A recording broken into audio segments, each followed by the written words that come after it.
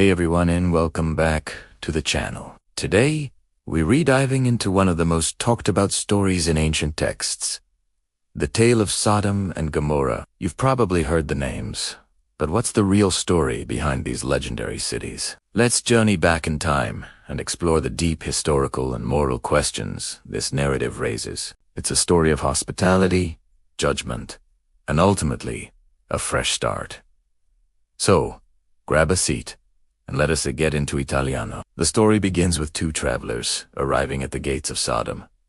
Now, these weren't just any travelers. They were messengers sent to check out the city's reputation. As they entered, a man named Lot spotted them. In ancient Near Eastern culture, hospitality was a sacred duty. You always offered food, water, and shelter to travelers. Lot did exactly that, urging the visitors to stay at his home for safety. He understood that a city's character is revealed by how it treats its most vulnerable, the strangers at its gates. However, the warm welcome from Lot stood in stark contrast to the rest of the city. Before the visitors could even settle in, a large crowd of men from all over Sodom surrounded Lot's house. Their intentions were hostile, demanding Lot hand over his guests. This is the heart of the conflict.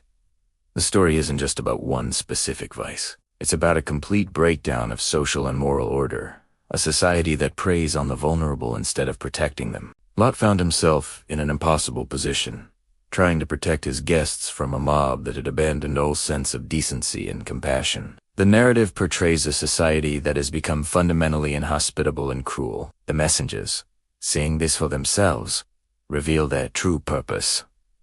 To Lot, they warn him that the city is facing imminent judgment because the outcry against its people has grown too great. They instruct Lot to gather his family, his wife, his sons-in-law, his daughters, and flee immediately without looking back. This moment is filled with urgency and drama. Lot tries to warn his extended family, but they don't take him seriously. They think he's joking. It has a tragic reminder of how difficult it can be to see danger when you're comfortable in your surroundings. As dawn breaks, the messengers urge Lot and his immediate family to escape, leading them out of the city by hand. They give one final, critical instruction. Flee for your lives. Don't look back, and don't stop anywhere in the plain. Flee to the mountains, or you will be swept away. Then, the story describes a cataclysmic event. A rain of fire and sulfur falls from the sky, completely destroying Sodom, Gomorrah, and the entire plain. Amidst this chaos, Lot's wife makes a fateful choice. She looks back, and the story says she becomes a pillar of salt. This powerful image has been interpreted for centuries as a symbol of longing for a past that one must leave behind, or the danger of being attached to a life that is no longer viable.